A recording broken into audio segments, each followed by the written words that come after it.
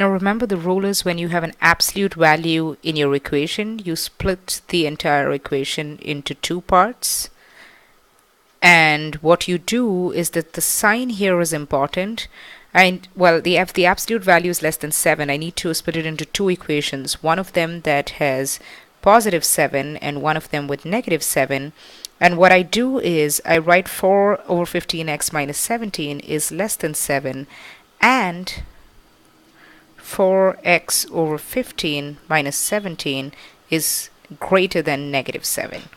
Now, why did I choose to do this? Because the rule is that when you take the positive part of the number, at least this is how I remember it, the sign remains the same. But when you take the negative part of the number, negative 7, the sign flips. Okay, so now we have two different inequalities that we need to solve. So first, let's work on the left hand side. What I'm going to do is I have to solve for x, so I'm going to add 17 to both the sides of the equation.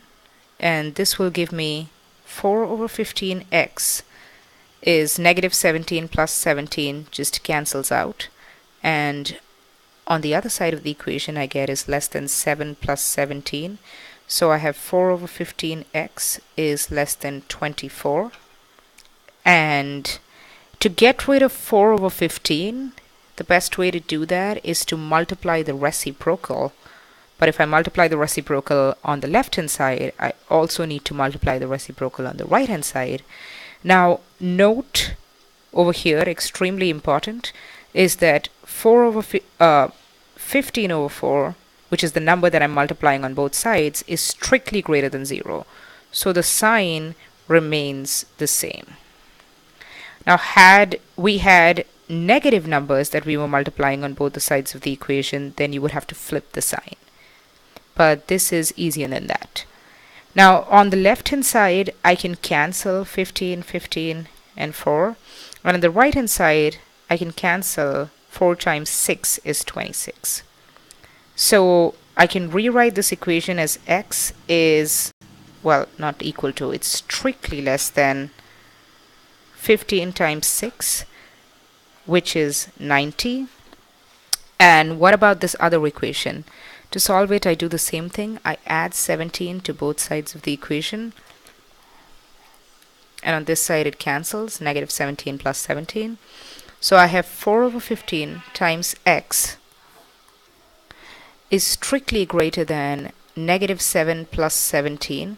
So that's 4 over 15 times x is strictly greater than negative 7 plus 17 is 10. Once again, I do the same thing. In order to get rid of the 4 over 15, I multiply by the reciprocal on both the sides. And again, by the same note, you'll see that I don't need to flip the signs. They remain the same. So again, on the left, I can cancel the 15 and 4. Well, on the right, I can perhaps cancel a factor of 2. 2 times 2 is 4 and 2 times 5 is 10. So now I have on the left hand side x is greater than 5 times 15 is 75 over 2. I'm okay with retaining this as a fraction, or you can write this as x is greater than 37.5. Regardless, we do this so we can find out the interval where this is true. So 90 is a number here, and 75 over 2 or 37.5 is, let's say, somewhere here.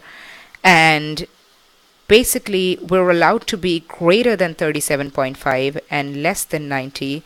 So I'm actually going to put this together in one equation, because x can be greater than 37.5 and less than 90 at the same time.